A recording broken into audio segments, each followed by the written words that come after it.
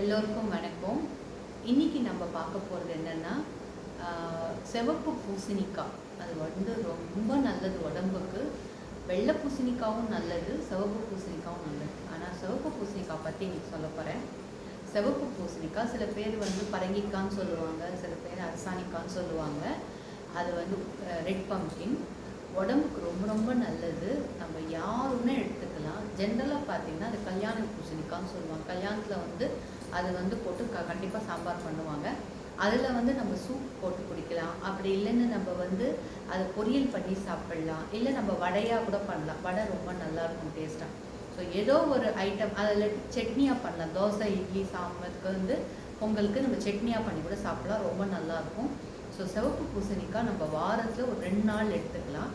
முக்கியமாக சிவப்பு பூசணிக்காய் பூ ரொம்ப நல்லது. சிவப்பு பூசணிக்காய் பூ வந்து இப்போ சீசன்ஸில் கிடைக்கும்.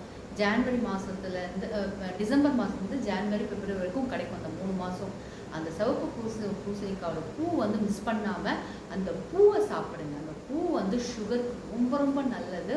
அதை வந்து அதான் சூப்பு மாதிரி, சட்னி மாதிரி அந்த பூவை நீங்கள் என்னொன்று யூஸ் பண்ணிக்கலாம்.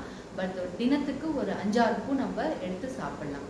ஸோ உடம்புக்கு ரொம்ப நல்லது. அதை ட்ரை பண்ணி பாருங்கள். சிவப்பு பூசணிக்காய் பூ, அப்புறம் பூ வந்து சீசனில் தான் கிடைக்கும். அதுக்கப்புறம் சிவப்பு பூசணிக்காய் எப்போவுமே கிடைக்கும். ஸோ அதை யூஸ் பண்ணிக்கோங்க.